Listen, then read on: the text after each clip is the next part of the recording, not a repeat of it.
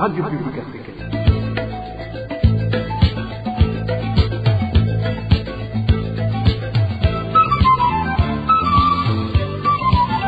Radio Publique Africaine.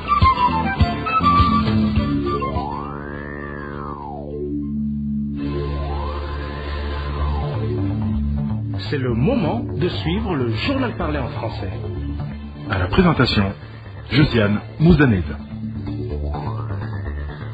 Au sommaire de cette édition, le virus d'Ebola gagne de plus en plus du terrain en Ouganda. Pourtant, malgré l'alerte lancée par l'OMS quant à une probable fulgurante propagation au niveau régional, au Burundi, cette maladie ne semble pas inquiéter les autorités vu la négligence observée sur presque toutes les frontières.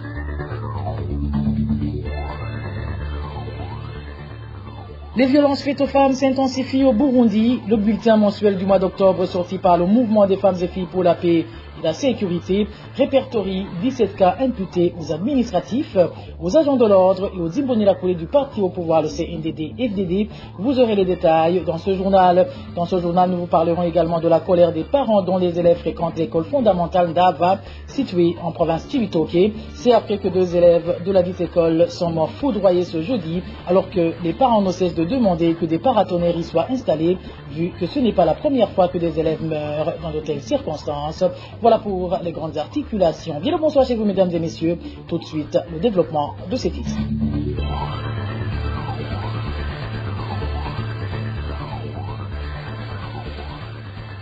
Bonsoir. Sécurité pour commencer. Une personne est morte dans des circonstances douteuses sur la colline Ruhororo, en commune Kabarore de la province Kayanza. Les administratifs parlent de suicide, mais les voisins de la victime avancent l'hypothèse d'assassinat, une inquiétude que ces citoyens partagent avec le Premier ministre, Gervin Dirakobucha, qui exige même des enquêtes sur les cas des gens qui sont morts dans des circonstances pareilles en province Kayanza. Les détails avec Elvis Liomongi. Le trépassé est renommé Selesius Ndagijimana, âgé de 34 ans. Selon les habitants de la colline Ruhororo, zone Djeni, en commune Kabarore de la province Kayanza, le corps du défunt a été découvert suspendu d'une corde sur un arbre d'avocatier le matin de ce vendredi. Selon toujours nos sources, ce jeudi, la victime était accusée de vol. Donc, avocat chez le voisin sur la même colline de Ruhororo et le procès en rapport son vol était prévu le matin de ce vendredi. Les administratifs en commune Ruhororo indiquent que la victime se serait suicidée en arrivée rejetée par les habitants de cette colline qui affirment que la victime a été tuée. Du suicide pourtant qui est souvent avancé pour justifier les cas de décès en province Kayanza. Une situation qui inquiète d'ailleurs l'autorité Gervin Dirakobucha, premier ministre du gouvernement. Prenons par exemple que 3, 4 ou 5 personnes se sont suicidées. Personne parmi nous n'arrive pas à comprendre pourquoi les gens se suicident. Est-ce qu'ils se suicident réellement ou bien ils sont tués et puis pendus par les auteurs de ces crimes? Autant de questions sont posées.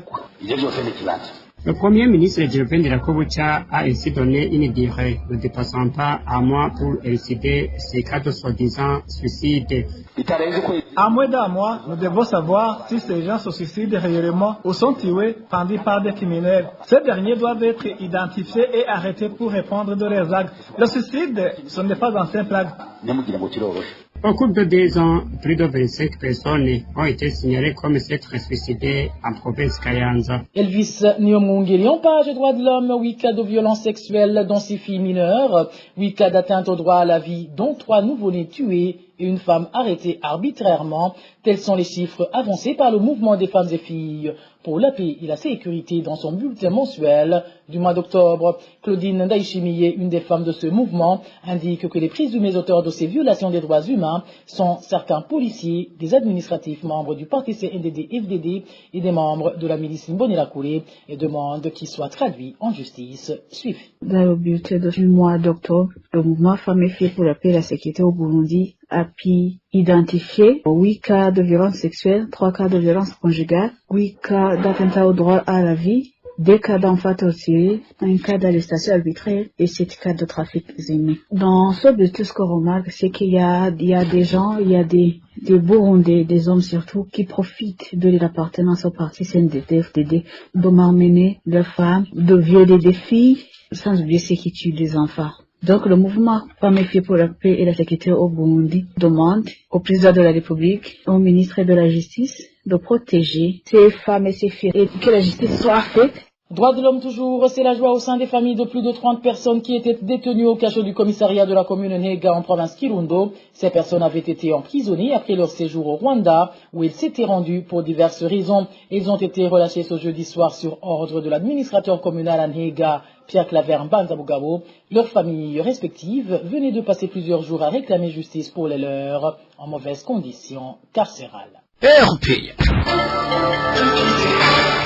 Je vous le disais en titre, 2 élèves sont morts foudroyés ce jeudi et 5 autres blessés à l'école fondamentale Ndava transversale. Nous sommes en commune Buganda de la province Cibitoke. Selon les habitants de cette localité, le gouvernement devrait songer à protéger les écoles car de tels accidents se sont déjà produits dans le passé. Le point avec Emmanuel Niongeko. Cet incident s'est produit dans l'après-midi de ce jeudi sur la colline Kansenga, zone Ndava, en commune Buganda, dans la province de Cibitoke. 6 élèves en provenance de l'école fondamentale située sur la 4e transversale ont été foudroyés lorsqu'ils s'abritaient sous un arbre afin de se protéger contre la pluie. Parmi les 6, 2 sont morts. Le premier enfant est mort sur le champ, tandis que le second serait mort après avoir été évacué vers une structure sanitaire de la place. Témoignage d'un habitant de la localité. C'est un Ndava sur la 4e transversale. 6 enfants ont été foudroyés et 1 est mort sur place. 5 ont été transférés à l'hôpital et ils sont en train d'être soignés. Il y aurait ceux qui seraient rentrés chez eux car ils sont bien portés. Hormis ces enfants foudroyés, il n'y a pas d'autres dégâts à signaler. Ce phénomène de gens qui sont morts foudroyés a été observé dans le passé dans différentes localités du pays. En mai 2021, 2 élèves sont morts foudroyés à l'école fondamentale Muhungu, zone Butahana, en commune Mabayi, dans la même province de Cibitoke. En avril, la même année 2021, 3 élèves de l'école fondamentale Kalinzi, en commune Mugina, toujours à Cibitoke, ont rendu l'âme dans les mêmes circonstances. Le 7 novembre 2021, 14 élèves de l'école normale Arthur Chirisson de Kibimba, en province de Muramvya, ont été blessés, dont 6 grièvement foudroyés. C'était lors de fortes pluies, lorsque ces enfants se reposaient dans leur dortoir. La direction de cette école avait promis d'augmenter le nombre de paratonnerres sur les bâtiments de cet établissement qui, à l'époque, hébergeait plus de 600 élèves. Ce phénomène a été également observé le vendredi 19 septembre 2014, où 4 enfants et un enseignant ont été tués foudroyés à l'école primaire de Lerero, située en commune Bisoro, en province de Mwaro, et 8 cas de blessés ont été enregistrés. Certains habitants qui se sont entretenus avec la RPA, y compris ceux de la commune Buganda, en province de Cibitoke, demandent au gouvernement de voir comment protéger les milieux scolaires par l'installation de paratonnerres sur les bâtiments des écoles, afin d'éviter que de tels incidents ne se reproduisent. Emmanuel Niongeko. En page santé, l'on parle d'envolée des cas de malades d'Ebola avec beaucoup de décès ces dernières semaines en République ougandaise. À travers une publication de Relief Web, l'Organisation mondiale de la santé, OMS, indique que le risque de propagation de la maladie à virus d'Ebola est très élevé dans ce pays et au niveau régional. Dani Claire et la Troumva nous fait le point. Au total, 136 cas confirmés, 21 cas probables et 53 décès confirmés dus à la maladie à virus Ebola du Soudan ont été signalés depuis la déclaration de l'épidémie le 20 septembre jusqu'au 7 novembre en Ouganda.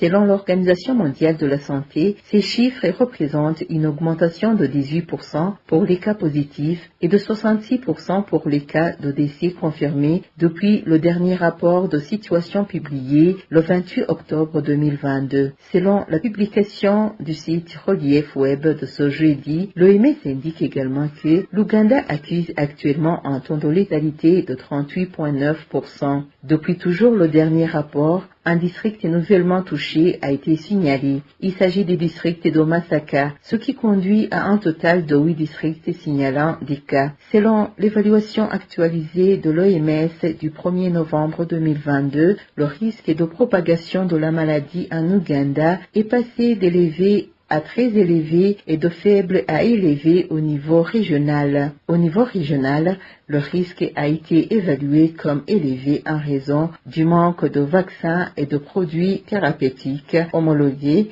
des mouvements massifs des populations à l'intérieur et entre les pays voisins, ainsi que d'une faible surveillance transfrontalière qui amplifie encore le risque de propagation de la maladie. Outre la mesure de riposte, notamment l'hygiène des mains, la formation des agents de santé, la fourniture d'équipements de protection individuelle individuels adéquats, l'OMS recommande aux pays de la sous-région une surveillance active au point d'entrée pour atténuer le risque de propagation internationale à raison de la forte mobilité transfrontalière entre l'Ouganda et les pays voisins. Merci à toi, Dani-Claire Ilatkoum. À ce propos, sur certaines frontières burundaises, se remarque toujours la négligence chez certains agents chargés du contrôle des voyageurs pour éviter l'entrée des cas d'Ebola. Certains d'entre eux se contentent d'une certaine somme d'argent et laissent entrer des gens sans les faire passer aucun test.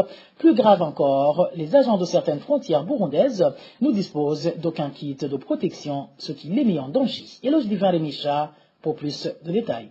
Des magouilles s'observent dans le travail de dépistage de l'Ebola et du coronavirus au niveau de certaines frontières terrestres du Burundi, que ce soit du côté rwandais sur les frontières d'Okanyaru, Erua, Kobero côté tanzanien et Gatumba, frontière avec la République démocratique du Congo. Des pots de vin sont demandés par des agents burundais à ceux qui ne veulent pas se faire dépister pour traverser la frontière. À titre illustratif, un billet de 2000 francs burundais est sollicité aux seuls burundais pour traverser la frontière d'Okanyaru sans se faire dépister au moment où les étrangers se font tous dépister. Des agents avec des thermophages sont bien présents sur les frontières, mais tu ne sauras pas de quelle maladie on dépiste. Ils sont présents aussi bien à la frontière Kadaru qu'à la frontière Gatumba. En tout cas, en ce qui concerne l'Ebola, il ne faut presque rien. C'est comme si vous ne savez pas que l'Ebola existe. Demande à ceux qui entrent par ces frontières. Ils ne font rien. Ils se comportent comme ils le faisaient d'avant. Ça, c'est de 1. De 2, ça concerne le Covid. Avec 2000 ou 3000, on te laisse passer sans aucun test.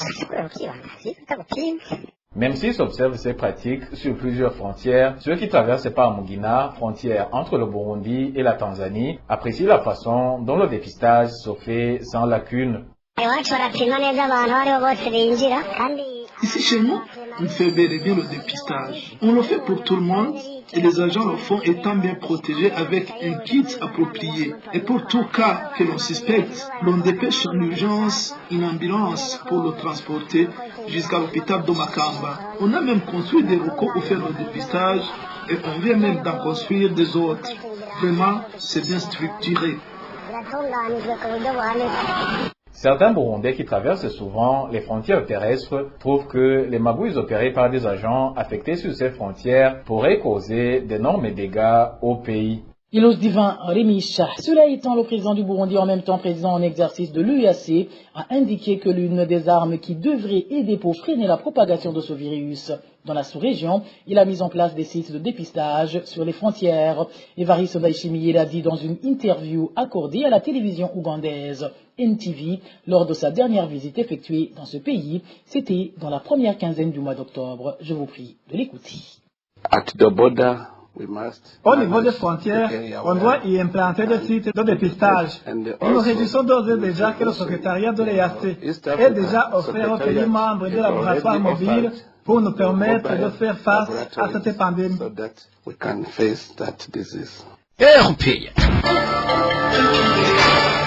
Je vous rappelle que vous pouvez demander à recevoir nos journaux et émissions via notre numéro WhatsApp, le plus 49 178 19 111 85.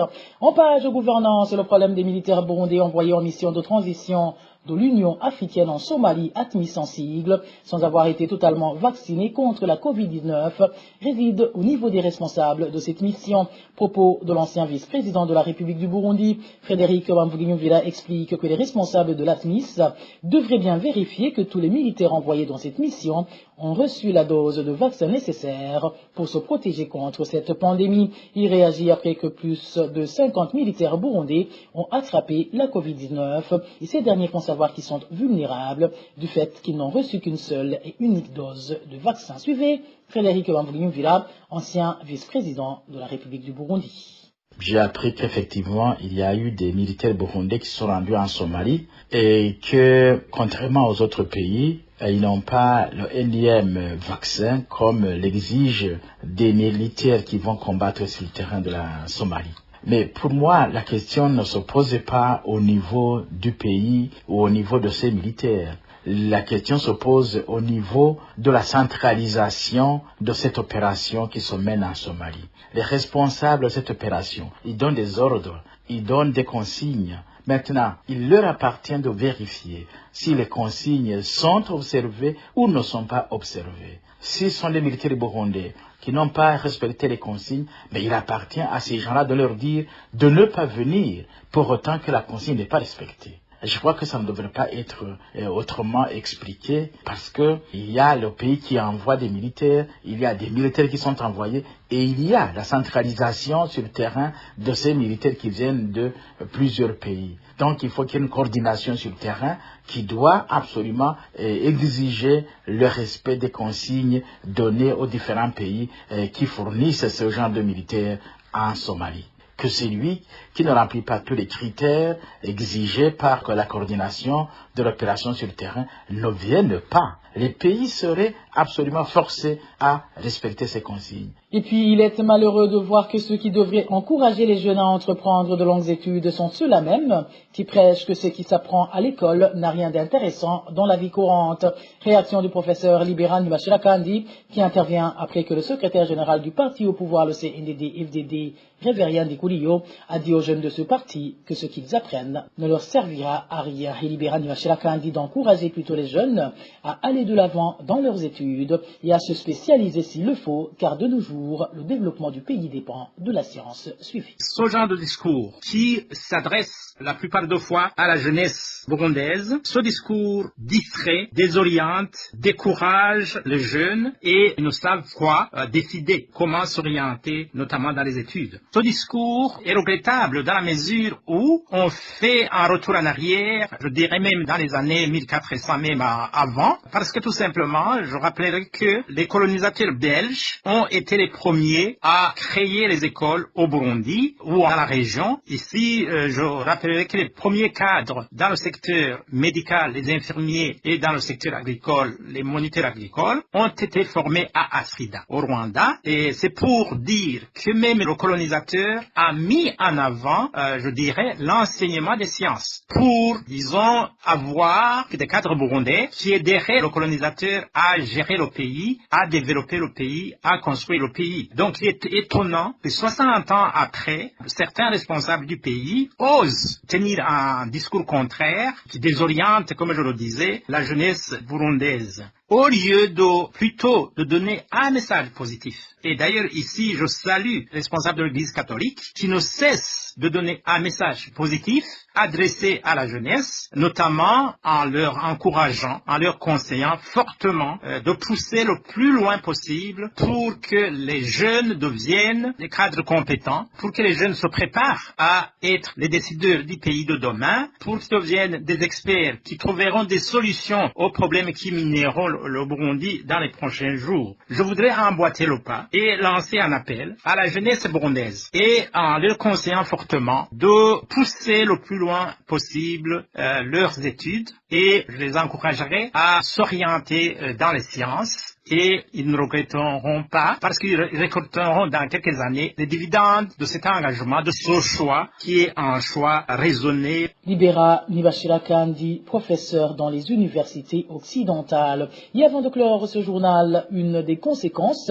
de ne pas renforcer la lutte contre les drogues et la création des criminels. Propos de maître Jeanne d'Arc Zaniana, directrice exécutive du mouvement des femmes et filles pour la paix et la sécurité, MFFPS en sigle. Pour elle, le développement dont le Burundi a besoin est difficile à atteindre si le gouvernement n'agit pas efficacement pour lutter contre les stupéfiants qui font des ravages chez les jeunes dans diverses localités du pays.